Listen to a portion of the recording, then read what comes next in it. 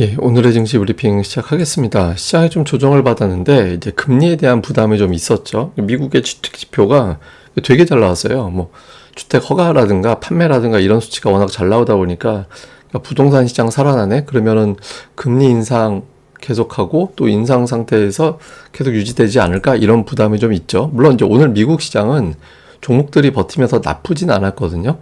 테슬라가 막 올라가고 엔비디아가 올라가고 이렇게 올라갔잖아요. 뭐 엔비디아 다시 고점 만들고 테슬라가 274달러까지 올라오고 분위기 괜찮았는데, 다만 이제 테슬라 올라가고 나니까 바로 또 노이즈가 던져졌거든요. 월스트리트 저널에서 테슬라 주식의 랠리는 이건 좀 이해하기 어렵다 이런 취지, 지금 자율주행이라든가 이런 것들이 시행되려면 너무 멀었는데 그런 것들 포함해서 랠리가 나오는 거 아니냐, 주가가 좀 말이 안 된다, 이렇게 또 노이즈가 던져졌거든요. 그래서 미증시가 선방한 거를 우리가 그대로 받아들이기에는 좀 어려움이 있었던 그런 상황이었고요. 그리고 워낙 부정적인 어떤 그 전망들이 많습니다. 이게 뭐냐면 이제 월가의 어떤 분석가들이 미증시가 올해 어떻게 될 거냐 이런 전망을 제시를 하는 거거든요. 뭐 작게는 뭐 한 2, 3% 올라갈 거야, 많이는 막 15%, 17% 올라갈 거야, 이렇게 매년 전망을 내놓는데 올해는 하락할 거야 이런 전망이 되게 많아요. 예, 부정적인 어떤 분석가들이 많다라는 거는 시장이 조금만 안 좋을 때 유난히 또 이런 기사들이 도배를 하게 된다라는 의미가 되잖아요. 실제로 이제 마이클 윌슨, 이거 이제 서울경제 보도입니다만은 거기서 나온 거 요약인데, 마이클 윌슨이 또 하반기에 이제 하락할 거다, 자신은 틀리지 않았다, 또 이런 주장하면서 오늘 여기저기서 또 마이클 윌슨 기사가 많이 나왔거든요. 진짜 하락하려나 이런 걱정을 좀 자극하게 만들었죠. 반면에 이제 또 투자자들은 반대로 긍정적인 시각이 있습니다. 대표적인 게 이제 금리 정책에 대해서인데, 금리는 이제 올해 한 번 정도 더 올리면 더 이상 안 올리고 쭉 유지가 되다가 결국에는 이제 내년도 초부터 금리 인하가 진행이 될 거다. 그래서 이제 2025년 초가 되면 기준금리는 3%대까지 밀려 내려올 거다, 이렇게 보고 있거든요. 그러니까 부정적인 분석가, 긍정적인 투자자 이렇게 이제 섞여 있는 상태에서 오늘은 좀 부정적인 분석가들의 주장에 조금 더 이제 손을 들어주면서 투자자들이 소극적으로 바뀌는 그런 상황을 만들어줬습니다. 다음에 주요 뉴스로는 뭐 중국 때문에 하락한 거다 이런 주장들 많이 나오고 있거든요.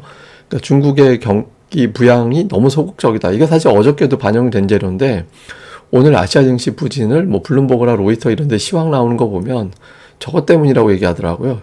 그러니까 중국 부양책에 대한 실망감이라고, 뭐 이런 것 때문에 좀 빠졌다라고 하고 있고, 다음에 이제 그나마 이제 자동차주가 올라가서 자동차주들이 오늘 일제히 부품주, 다음에 타이어 관련주들 이런 것들이 다 올라가서 이제 낙폭을 조금 이제 줄이는 데 역할을 하긴 했는데, 근데 이거 이외에는 뭐 다른 종목들은 수출 지표가 그렇게 나쁘지 않았다 뭐 이런 재료들이 있었음에도 불구하고 자동차 이외에는 좀 부진했죠. 그리고 이제 막판에 지수가 2시 넘어가면서부터 또 밀린 게 대만 해역에 중국의 항공모함이 지나갔다라는 보도가 또 나왔거든요. 그래서 이런 것들까지도 겹치다 보니까 또 혹시 지정학적 문제 불거지는 거 아닌가 이런 긴장감이 더해지면서 시장이 좀처럼 낙폭을 줄이지 못하고 거의 종가가 저가 수준으로 진행이 됐던 것 같습니다.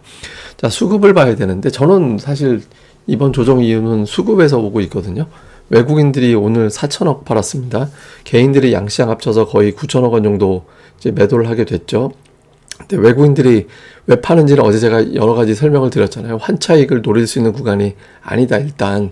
그리고 이제 또 하나는 뭐 중국하고의 어떤 관계 문제들, 그러니까 중국 관계라는 걸 이제 증시 관계 얘기하는 거죠. 그러니까 중국이 부양책을 하면 한국, 대만, 인도에 집중되던 자금이 좀 분산된다. 그러니까 이런 측면이 좀 있고, 다음에 이제 외국인들이 저는 제가 며칠 전부터 계속 말씀드렸던 게 선물이 영끌까지 돼서 매수가 들어와서 여력이 별로 없다. 그래서 이제 현물에서 매수를 적극적으로 해주지 못한다면 지수가 대형주들이 올라가기는 좀 어려운 환경이다라고 말씀을 드렸죠. 근데 그 선물이 이제 후유증을 좀 내고 있는 것 같습니다. 근데 어쨌든 오늘까지 한 14,000개 정도 정리가 돼서 어느 정도 이제 급한 불은 끈 것 같긴 한데, 어쨌든 수급에서도 지수가 움직임을 보여주기에는 좀 어려웠죠. 종목들을 보면 외국인들이 그동안 매수했던 삼성전자가 매도 쪽에 가 있는 그런 상황이 생겼고, 자동차주 그나마 좀 매수하는 그런 모습을 보였고요. 조선주라든가 풍력 관련된 종목군들을 선별적으로 매수했는데, 어쨌든 오늘은 뭐 자동차로 엮을 수 있는 종목들이 되게 많았어요. 그리고 이제 매도는 1위가 이제 네이버 이게 됐고, 그다음에 기관 투자자들도 역시 자동차주 쪽에 매수가 좀 많이 포진해 있는 그런 상황을 보였고, 반도체를 그래도 매수는 했습니다. 삼성전자는 팔았지만 하이닉스하고 LX 세미콘은 그래도 매도는 안 했거든요. 근데 어쨌든 양 주체가 오늘은 자동차에 집중을 했다, 이렇게 볼 수 있겠고요. 코스닥 쪽에서는 2차 전지를 팔았고, 외국인들 같은 경우는, 그다음에 반도체 관련된 종목들은 좀 산별적으로 담는 그런 모습을 보였거든요. 뭐 주성을 매도하고 신택, 동진세미캠은 매도하는데, 원익 QNC 오늘 제법 매수했고, 하나마이크로, HPSP 이제 매수가 들어오고, 뭐 이런 류의 어떤 기업들 매수 들어오는 게 좀 특징이었고, 다음에 이제 제약 바이오 계열의 종목군들이 일부 좀 눈에 띄는 게 어떤 특징이었고요. 그다음에 기관 투자자들이 되게 중요한데, 기관은 그러니까 2차 전지는 역시 기관도 좀 팔았습니다. 그리고 JYP 팔고 SM은 사고, 그다음에 이제 원익 계열사들을 좀 샀어요. 그러니까 원익 머티리얼즈, 원익 QNC, 원익 IPS 이런 쪽을 좀 담는, 그러니까 반도체를 담는다는 느낌보다 이제 원익 계열사들을 좀 담는 그런 느낌이 좀 있었고, 그러니까 2차 전지를 좀 파는 그런 어떤 움직임을 보인 게 오늘 이제 기관 투자자들의 매매의 특징이었다, 이렇게 보면 되겠습니다. 자, 이슈를 정리해 보면 파월 의장의 연설, 이건 사실 연설 내용은 뻔한데 어떻게 보면 반응을 어떻게 할 거냐, 어느 쪽으로 몰아갈 거냐라는 게 되게 중요하거든요. 그래서 부정적으로 몰아갈 건지, 공매도 세력들이 아직은 좀 힘이 있으니까, 아니, 힘을 못 쓰고 그동안 당했는데, 이제 공매도 쪽으로 갈 거냐, 아니면 빅테크를 완전히 붙들고 있는 매수 주체들이 끌어올릴 거냐, 요거 이제 좀 볼 필요가 있고요. 그 다음에 이제 엔비디아, 엮어서 이제 엔비디아 테슬라가 오늘 일제히 고점 돌파했는데, 이게 오늘 노이즈가 있었잖아요. 테슬라는 기사상으로 좀, 이게 저게 말이 돼? 막 이런 식의 어떤 노이즈가 좀 있었죠. 그래서 그럼에도 불구하고 테슬라가 뭐 적어도 크게만 안 빠져도 괜찮습니다. 조금 빠지는 거 정도는 시장에서 감당이 될 거니까, 그러니까 테슬라의 주가를 좀 주목해 볼 필요가 있고요. 그 다음에 이제 코스피가 이제 오늘 과매도권으로 내려왔거든요. 제가 이제 얘기 안 하다가 어느 정도 위치가 되면 제가 ADR 보여드리잖아요. ADR은 코스닥은 75, 코스피는 80 정도면 바닥으로 보통 보거든요. 물론 이제 보시다시피 한참 더 내려가는 경우도 있죠. 되게 극단적으로는 뭐 50대 초반까지도 밀리는 경우가 있는데, 일반적인 경우는 보통 한 80 정도 밑으로 내려가면 그때부터는 이제 과매도권에 진입을 했다고, 그러니까 과매도입니다, 딱 단정으로 얘기하는 게 아니라 과매도권에 진입을 했습니다, 이렇게 이야기를 하거든요. 그래서 이런 경우가 되면 이제 날짜가 조금씩 지나갈수록 상승 시도하는 종목군들이 좀 늘어나는 구간으로 온다, 이렇게 볼 수 있거든요.